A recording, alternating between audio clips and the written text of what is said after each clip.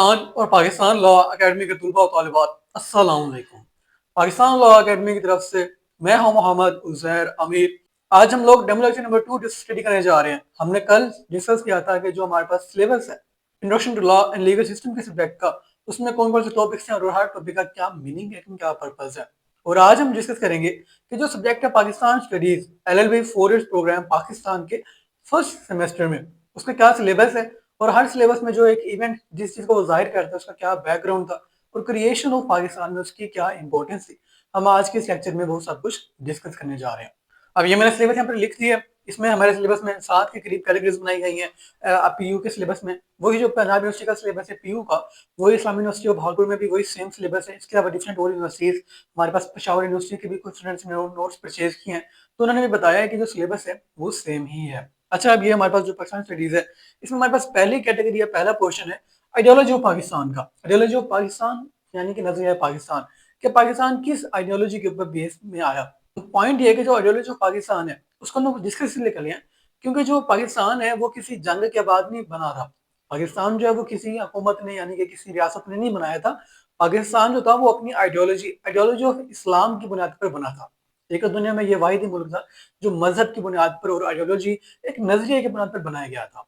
ठीक है, अब इसमें जो हमने क्या क्या पढ़ना है, सबसे पहले हम पढ़ेंगे आइडियोलॉजी ऑफ पाकिस्तान, यानी कि इसके क्या एलिमेंट्स है, क्या कंपोनेंट्स हैं, वगैरह वगैरह।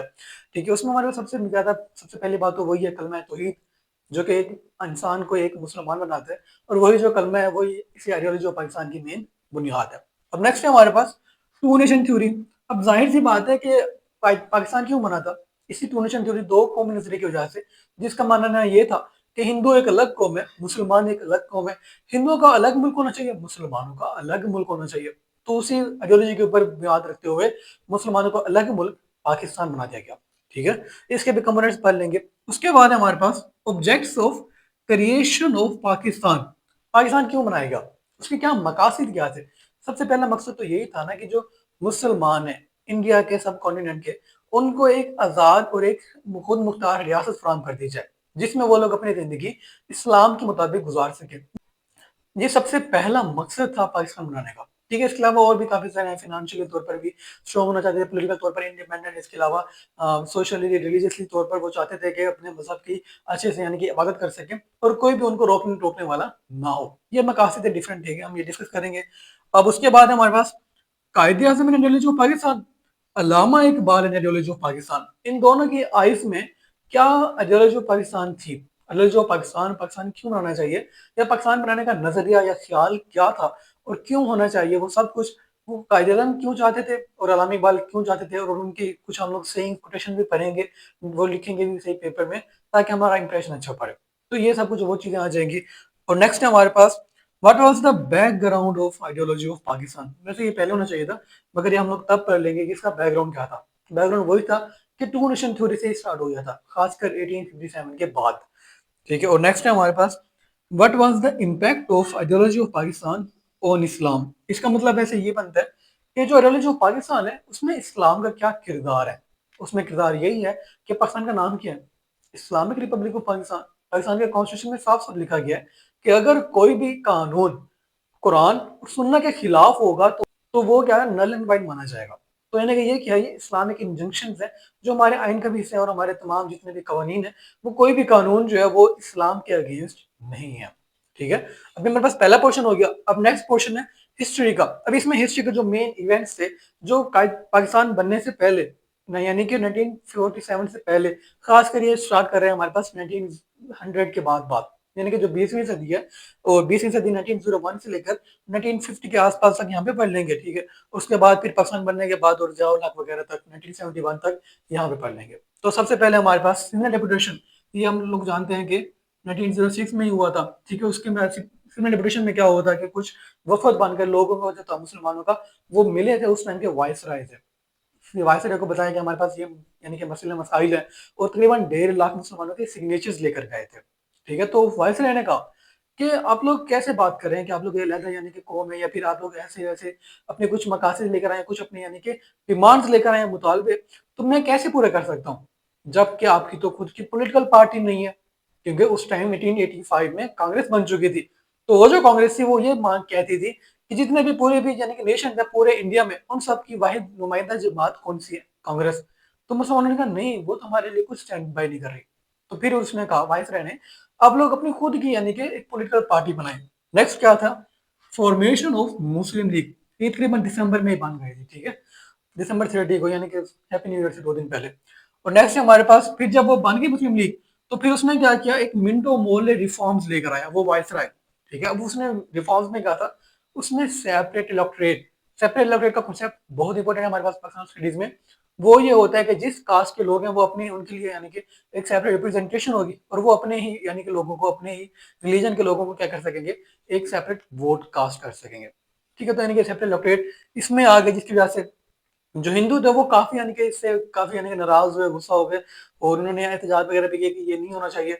और आगे ये जितने भी इवेंट्स हैं, इन सब में इशू यही रहा था हमेशा, कि जो ब्रिटिश और जो मुसलमान थे वो यही चाहते थे कि सेपरेट इलेक्टोरेट होना चाहिए, मगर जो हिंदूज थे वो ये कहते थे कि अगर सेपरेट इलेक्टोरेट हुआ तो जो यानी कि मुसलमान है, जो हिंदू हैं, जो यानी कि ये सिख हैं, और इसके अलावा जितने भी और कास्ट है वगैरह वगैरह, वो सबके मकासद डिफरेंट हो जाएंगे। मुसलमान अपनी बात करेंगे, हिंदू अपनी बात करेंगे, और सिख अपनी बात करेंगे, ईसाई अपनी बात करेंगे। तो वो ये कहते थे, हिंदूज या इंडियंस, वो ये कहते थे कि ये जो पॉलिसी है ना, इसको डिवाइड एंड रूल कहते हैं, कि उनको अलहदा करो और फिर उनके ऊपर हुकूमत करो। वो ये कहते थे कि ये ब्रिटिश की पॉलिसी है, मगर इसमें मुसलमानों का फायदा ये था कि कांग्रेस जो है वो अपनी यानी कि ये कह करके हम तमाम जमातों के, तमाम लोगों के क्या करते हैं, वाहिद नुमाइंदा जमात है, तो मुसलमानों के ऊपर वो यानी कि काफी ज्यादा गुस्सा करते थे, और उनके ऊपर तशद्दुद वगैरह करते थे, और उनकी बात नहीं सुनते थे। अब नेक्स्ट है हमारे पास लखनऊ पैक्ट, ये 1916 में हो गया था, ठीक है। उसके बाद फिर रिफॉर्म्स एक्ट ये आप लोग समझ लें कि पहला कॉन्स्टिट्यूशन था, तकरीबन पूरा कॉन्स्टिट्यूशन नहीं बनाया था, जो कॉन्स्टिट्यूशन बनाया था जिसको फाइनल कहते हैं वो ये बना था, मगर शुरू शुरू में इसको ये एक आइन की हैसियत हासिल थी, ठीक है। अब नेक्स्ट है हमारे पास नेहरू रिपोर्ट, और कह देंगे 14 पॉइंट्स, ये आप लोग बचपन से पढ़ते आ रहे हैं, इसमें ऐसी कोई बड़ी बात नहीं है। और फिर वही हमारे पास आ गया गवर्नमेंट ऑफ इंडिया एक्ट 1935।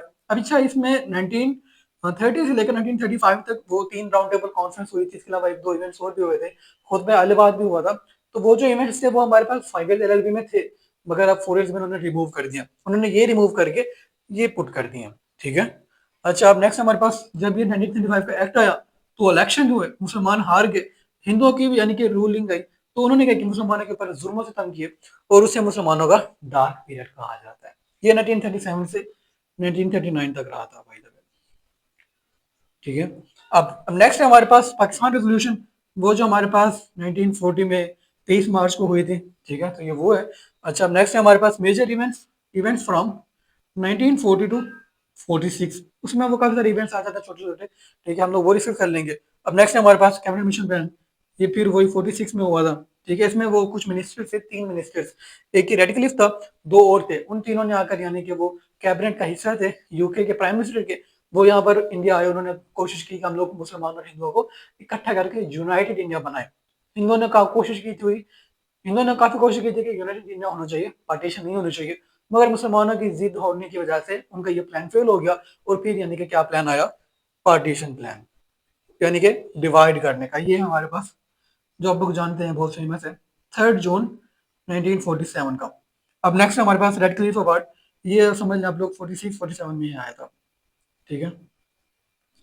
ये इससे पहले आएगा भाई, तो ये यहाँ पर आना चाहिए, ये यहाँ पर आना चाहिए। अच्छा, अब ये हमारे पास हिस्ट्री का पोर्शन कवर हो गया। अब ये पाकिस्तान बनने के पहले की हालात हैं। अब 1947 में यानी कि पार्टीशन हो गई, पार्टीशन के बाद पहला है हमारे पास initial problems of Pakistan. Pakistan बन चुके हैं, अब उसकी पहली प्रॉब्लम्स क्या थी, ठीक है। उसमें वही हमारे पास कि पाकिस्तान की फौज कम थी, पाकिस्तान के पास यानी कि पैसा नहीं था वगैरह वगैरह, और इस टाइम करके हम लोग इशूज पढ़ेंगे। अब नेक्स्ट है हमारे पास कॉन्स्टिट्यूशन। अच्छा, ये भी है यहाँ पर ऑब्जेक्टिव रेजोल्यूशन, ये 1949 में इनको यानी कि हिस्सा बना दिया गया था 1935 के एक्ट का, ये पास हुई, और फिर इसी ऑब्जेक्टिव रेजोल्यूशन को, इसमें कुछ बातें हैं कि ना, यानी कि कॉन्स्टिट्यूशन कैसा होना चाहिए। तो वो जो कॉन्स्टिट्यूशन, ये जो ऑब्जेक्टिव रेजोल्यूशन है, इसको इन तमाम कॉन्स्टिट्यूशन का हिस्सा बना दिया गया था बाद में, तो ये अभी भी हिस्सा ही है, ठीक है। उसमें फिर हमारे पास 1956 का जो आइन पास हुआ, 62 का हुआ, 73 का हुआ, उसके भी थोड़ा सा बैकग्राउंड भी पढ़ेंगे, और उनके क्या सेलेंट फीचर्स थे हम वो भी डिस्कस करेंगे। अब नेक्स्ट है हमारे पास martial laws. Martial laws Pakistan में टोटल 3 आए हैं वैसे तो, मगर इसको भी मार्शल लॉ माना जाता है, तो उसमें वो 4 जो है हमारे पास 1956 के कॉन्स्टिट्यूशन के बाद 58 में हमारे पास ये आया था, फिर हमारे 52 के कॉन्स्टिट्यूशन के बाद फिर ये आया, 76 के कॉन्स्टिट्यूशन के बाद फिर ये आया, ठीक है। और फिर ये जो परवेज़ मुशर्रफ का था, ये तकरीबन 2007 समझ लें, या इसके अलावा 1999 में भी इसने लगाया था। तो ये 2 बार इसने इमरजेंसी लगाई थी, जिसको तकरीबन मार्शल लॉ ही माना जाता है। अच्छा, अब नेक्स्ट है हमारे पास ये फॉल ऑफ ढाका, जो पाकिस्तान ने जंग लड़ी थी इंडिया के साथ 1971 में। पाकिस्तान हार गया था और बांग्लादेश बन गया था। तो ये बांग्लादेश की क्रिएशन के जो भी इवेंट्स और जो भी यानी कि तरीक़ेकार थे, सारा कुछ हम लोग इसमें डिस्कस करेंगे। ये हमारे पास सारे टॉपिक्स हैं और इन सबको हम लोग वन बाय वन आने वाले लेक्चर्स में डिस्कस करेंगे। मगर वो जो लेक्चर्स होंगे, उनमें से कुछ लेक्चर्स बहुत कम यानी कि यूट्यूब पे अपलोड किए जाएंगे, और उसमें जो बाकी सारे लेक्चर्स हैं टॉपिक वाइज हर एक टॉपिक के ऊपर, वो हम लोग अपने जो पाकिस्तान लॉ अकेडमी जो स्टूडेंट्स हैं हम उनको उनके असेस देंगे। डेली वो लोग लेक्चर्स पास करेंगे और हमें असाइनमेंट लिखकर चेक करवाएंगे। और इसके साथ ही ये जो टॉपिक हमें कंप्लीट होता है, आपको कोई भी क्वेश्चन हो आप पूछ सकते हैं। Thank you so much. Allah हाफिज़।